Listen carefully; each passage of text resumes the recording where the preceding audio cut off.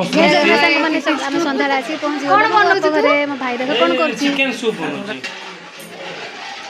ଆଜି ଘରେ କହିଲେ ବହୁତ ଶୀତ ପଡ଼ିଛି କହିଲେ ଚିକେନ ସୁପ୍ ଟିକେ ଖାଇବା। ଆଉ ମଟନ୍ ତ ଆମ ଘରେ ବହୁତ କମ୍ ଖାଆନ୍ତି ନା ଚିକେନ କହିଲେ ଚିକେନ ସାଧା ଯେଉଁମାନେ ଖାଇବେ ସାଧା ପାଇଁ ମସରୁମ୍ ଷ୍ଟିକ୍ ଅଛି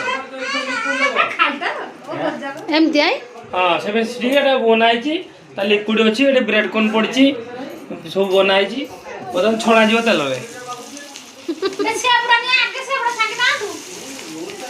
ଦେଖନ୍ତୁ ଏଠି ମୁଁ ଖାଉଛି ମସରୁମ୍ ଷ୍ଟିକ୍। କହୁନୁ ମୁଁ ବନେଇକି ଦେଇଛି ମୋ ଭାଇ ଖାଉଛନ୍ତି କହ।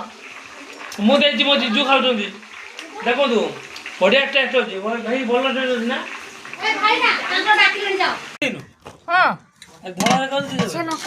ଆମର ଫଟୋ ଉଠେଇବା ଦରକାର ତରକାରୀ ଖାଲି ରେସିପିରେ ପକେଇଲେ କ'ଣ ହବ।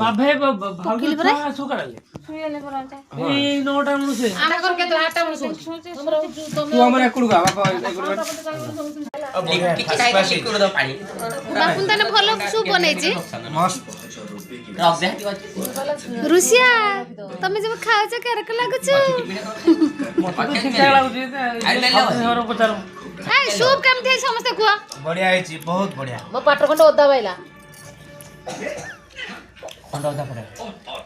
ଅଦା ଏମିତି କୋଟାରେ ଯୋଉ ଛୁରୀ ଧାରଣ ଥିଲା ତ ରହିଯାଇଛି ଆଉ। ବାଛିକି ଆଗୁଆ ଖାଇଦେଇଛୁ ସୁପ୍ ଟା ଭଲ ହେଇଛି ଯେ ଟିକେ ଖାଲି ଅଲଣା ହେଇଛି ଆଉ। ଲୁଣ ଆପଣଙ୍କ ହିସାବରେ ପକେଇ ଖାଇବେ।